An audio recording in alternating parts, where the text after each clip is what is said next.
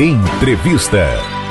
Muito bem, Sorocaba, 7 horas mais 50 minutos e o nosso primeiro assunto na manhã desta segunda-feira. Aliás, esse é um assunto muitas vezes polêmico quando algumas pessoas que pertencem à igreja Testemunhas de Jeová, muitas vezes nós percebemos aqui no noticiário, quando há necessidade da doação de sangue, da utilização de sangue, há sempre uma polêmica. Não, se é testemunha de Jeová, ele não pode receber o sangue. Daí uma grande polêmica, uma grande discussão toma conta. Ainda mais hoje, com as redes sociais, essa discussão parece que ampliou ainda mais em todo o mundo. Bom, esse é um assunto polêmico, nada melhor do que recebermos aqui em nossos estúdios um médico especialista no assunto, Dr. José Henrique Silveira, que está conosco aqui. Doutor, primeiro, o nosso muito bom dia, obrigado pela participação ao vivo aqui no Jornal da Cruzeiro. Bom dia. Bom dia, Fábio. Eu que fico contente de poder esclarecer alguns assuntos. E bom dia também a todos os ouvintes da FM 92.3. Eu quero registrar ainda também o Francisco Bessa e o Adilson Cubas, que é da Comissão de Ligação com Hospitais, aqui dos Testemunhas de Jeová, aqui em Sorocaba e também trabalhando na nossa região. Ô Francisco, você também já representando o Adilson, eu gostaria que você explicasse ao nosso ouvinte rapidamente, até para que o nosso ouvinte possa entender. Testemunhas de Jeová e essa questão da doação do sangue, essa permissão ou não. Por que isso acontece? De que maneira? Quais são essas regras dentro dos templos? Isso acontece há muito tempo em todo o Brasil e Sorocaba não é diferente. Eu gostaria primeiro, rapidamente, que você explicasse como funciona isso, como isso é trabalhado entre vocês. Bom dia, Fábio. Bom dia, ouvintes. É um prazer poder estar aqui. As Testemunhas de Jeová, elas são sérios estudantes da Bíblia e nós temos um entendimento religioso que está embasado em Atos dos Apóstolos, primeiro concílio apostólico, capítulo 15 de Atos, versículo 28, 29, também o versículo 20. Os apóstolos tomaram uma decisão naquela época sobre a questão do sangue. Como naquele tempo não havia transfusões de sangue, então a palavra não transfundir sangue ou não aceitar transfusões de sangue não está nesse texto da Bíblia. Mas por previdência divina, ou providência divina, usou-se uma palavra ali muito interessante nesse texto. Ali fala sobre abster-se de sangue. Por exemplo, a Bíblia de Jerusalém, várias Bíblias, traduções da Bíblia usam essa palavra. O que significa abster? Você não colocar ou impedir o uso do sangue de qualquer forma no corpo humano para a preservação da vida. Então, é evidente que quando você fala sobre abster-se de sangue hoje, incluiria as transfusões de sangue. Isso não nos deixa, vamos dizer assim, entregues simplesmente à morte, porque a medicina ela desenvolveu uma série de estratégias que visa justamente minimizar o uso do sangue. E as Testemunhas de Jeová, elas não são loucas, elas não são suicidas. Nós procuramos os hospitais quando temos problemas. E hoje, graças ao desenvolvimento da medicina, muitos médicos, eles realmente descobriram técnicas que nos ajudam. E talvez o Dr. José Henrique ele possa até especificar algumas dessas técnicas melhor do que eu. Tá, Dr. José Henrique, que técnicas são essas? Bom, Fábio, a medicina está crescendo muito rapidamente, mais rápido do que a tecnologia até. E muitos trabalhos estão sendo revistos daquilo que foi feito na medicina nas últimas décadas. E nessa revisão sistemática da medicina, tem sido questionada a questão do sangue. E, ao contrário do que se afirma na mídia, colocando que o sangue é vida, os trabalhos vêm mostrando que o sangue está relacionado com morte. O sangue está relacionado com morbidade, com doenças também. Então, está sendo feito um trabalho visando exatamente isso. A função do médico é ajudar o paciente. Essa é a intenção primária do médico. E o médico consciencioso, ele está pautado em cima de trabalhos recentes para poder fazer o que existe de melhor, mais moderno e eficiente para o paciente. Então é fácil você entender, sabe? Eu vou falar em poucas palavras, de uma maneira compreensível, para que você possa entender. Quando você pega o sangue de um doador e coloca esse sangue do doador numa geladeira, ele vai ficar lá por algumas semanas nessa geladeira. O frio da geladeira, em contraste com o calor do corpo, vai trazer alterações morfológicas no glóbulo vermelho. O glóbulo vermelho ele é discoide, bicôncavo. Quando você coloca o sangue na geladeira, ele se transforma numa forma globosa e espiculada, como se fosse uma mamona. Esse sangue globoso, espiculado, ele fica endurecido. Então, quando a pessoa recebe o sangue, saiu da geladeira, vai para o centro cirúrgico e vai colocar no paciente, esse glóbulo vermelho deformado, ele vai obstruir a microcirculação. A microcirculação é a parte nobre das trocas gasosas. É ali que o organismo faz todo o mecanismo de trocas gasosas. Então, quando a pessoa faz uso do sangue e esse glóbulo vermelho obstrui a microcirculação, ele vai dar falência naquele local que está obstruindo. É como se garroteasse o dedo. A ponta do dedo garroteado vai ficando escura.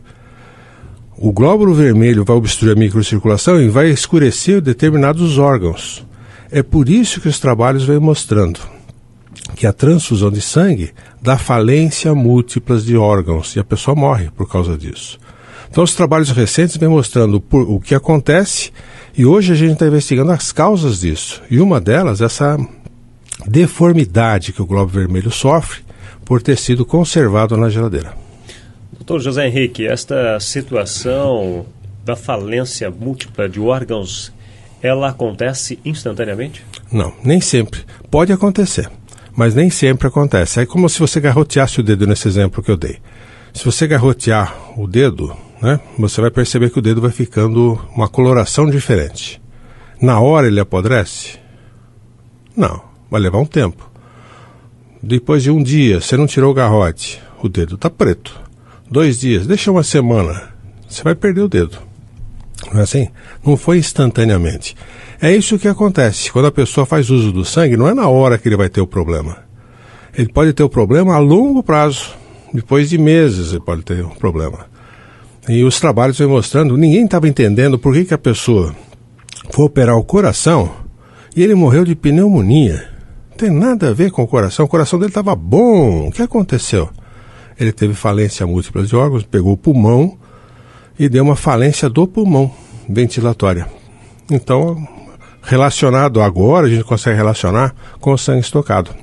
Só para você ter uma ideia, Fernando, o glóbulo vermelho ele tem aproximadamente 7 microns, 7 microns de diâmetro, o glóbulo vermelho. E o capilar tem 2,5 microns. Então, o glóbulo vermelho, para passar no capilar, ele tem 7. Para passar num buraquinho de 2,5, ele tem que se contorcer todo. Quando você coloca o glóbulo vermelho na geladeira, ele endurece. Então, aqueles 7 microns não consegue passar pelo caninho de 2,5.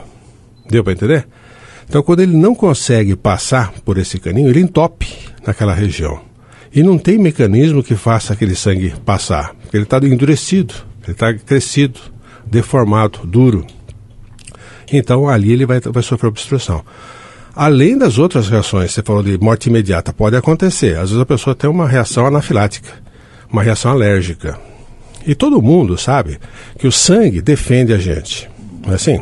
Então, se algum corpo estranho entrar no meu corpo, eu tenho um sistema de defesa que vai me defender daquele corpo estranho. Não é assim? Por que ele faz isso? Porque o meu corpo conhece todas as minhas estruturas. Ele reconhece qualquer corpo estranho que entrou, porque aquele corpo é estranho. Ele reconhece isso. Então ele vai brigar contra aquele corpo estranho. Se eu der o meu sangue para você, o meu sangue não reconhece você como sendo dele. Ele vai brigar com o seu sangue. Ele vai brigar com os seus órgãos, vai brigar com o seu tecido. Percebe? E o seu sangue vai brigar com o meu. Não existe esta questão da compatibilidade? Então, mesmo na compatibilidade, mesmo se você pegasse 2 exemplos do ABO e RH igualzinho, idênticos, mas o meu sistema de defesa vai me defender. E vai agredir qualquer agressor. tá certo? Então o meu sangue em você vai agredir você. Além do sistema de antígeno e anticorpo, em cima da superfície dos órgãos e do sangue também, existem os antígenos de superfície. São cerca de 150 antígenos diferentes que existem. Qual é a chance dos meus 3 dos 150 ser igual aos seus 3, se tem 150? Então, não vou encontrar sangue compatível. É mais fácil você encontrar uma impressão digital idêntica do que encontrar 2 tipos de sangue idêntico. É muito mais difícil de encontrar. Então vai ter uma tremenda uma agressão imunológica no seu sistema sanguíneo. Então essa agressão imunológica é que vai provocar uma reação em cadeia e que pode dar a morte súbita na pessoa. Então a alergia que isso pode promover, a reação anafilática que pode ser provocada por causa disso, e a reação imunológica são coisas que a gente sabe faz tempo disso, mas pensava-se que o benefício era maior.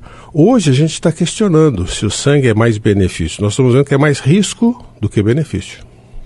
A refrigeração que é feita no sangue após a doação, ela não é só feita para a manutenção daquele sangue antes dele ser utilizado, quando ele vai passar para uma outra pessoa, a que vai receber o recipiente, o receptor, né?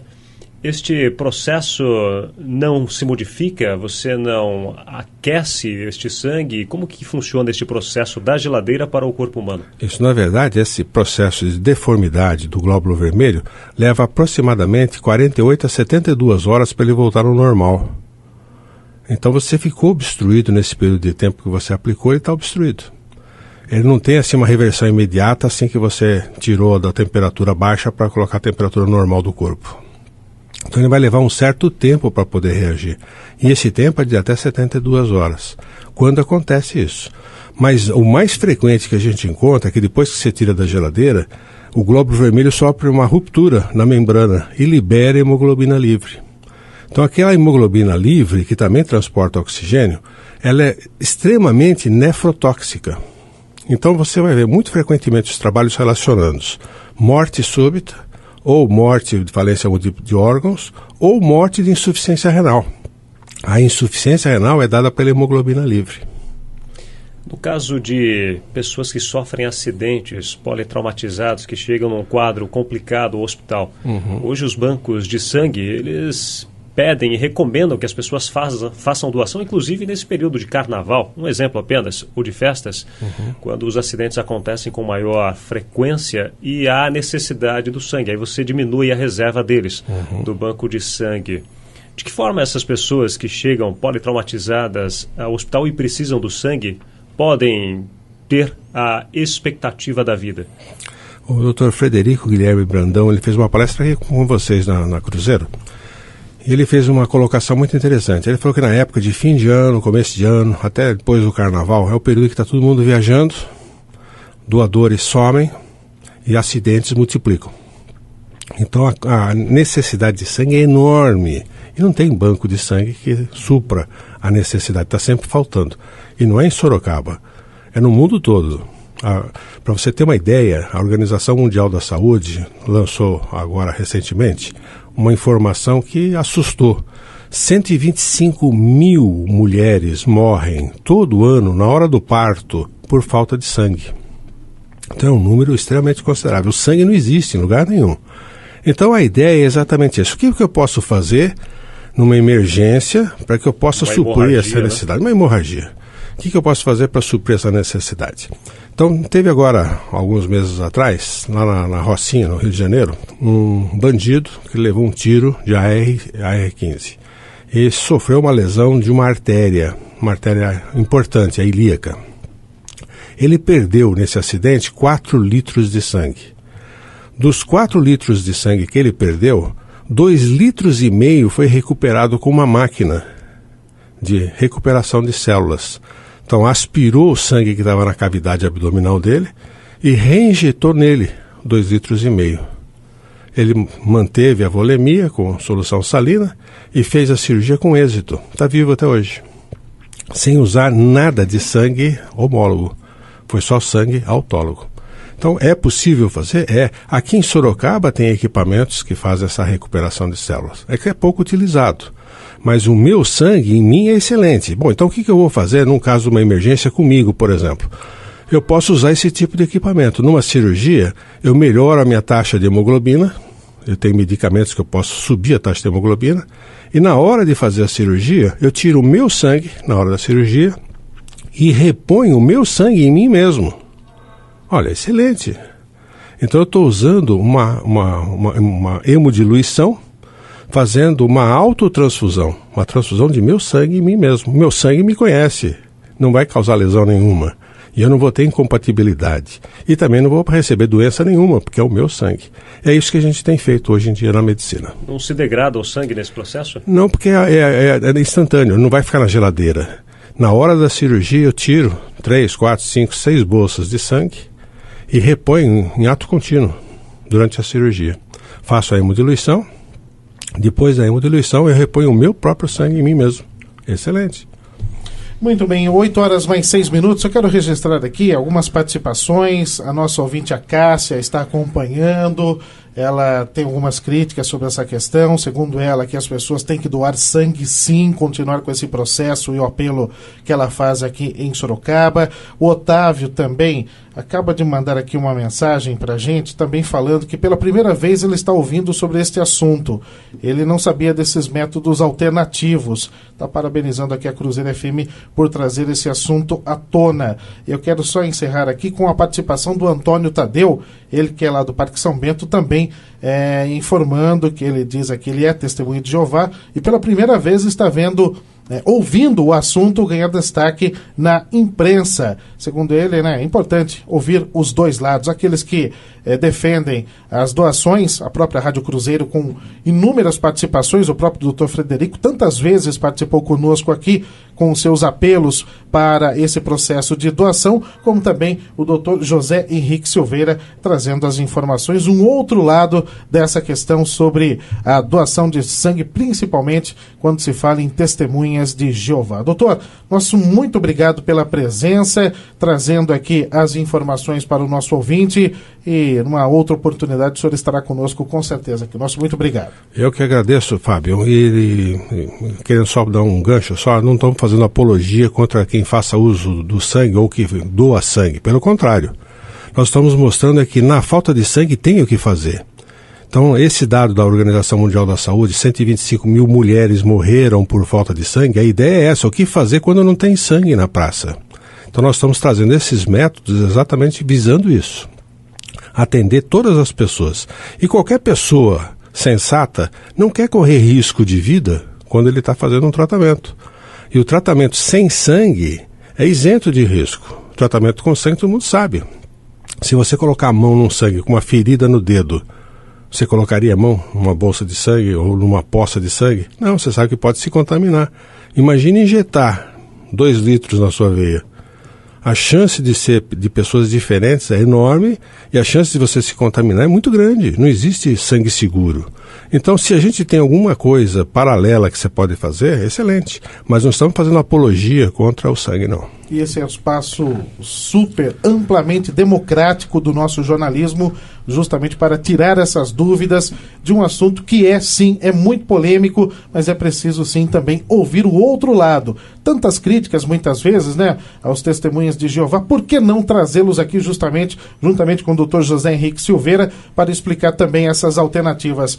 Eu quero agradecer também ao Francisco Bessa e o Adilson Cubas, que estão conosco aqui na manhã desta segunda-feira, participando desta primeira entrevista aqui do Jornal da Cruzeiro. Eu só quero fechar esta meia hora com o apoio cultural de Ventilare, um toque de conforto, Sim Comerciários, o Sindicato dos Empregados no Comércio de Sorocaba e Júlio Casas Imóveis, cuidando bem do seu bem. Acesse juliocasas.com.br.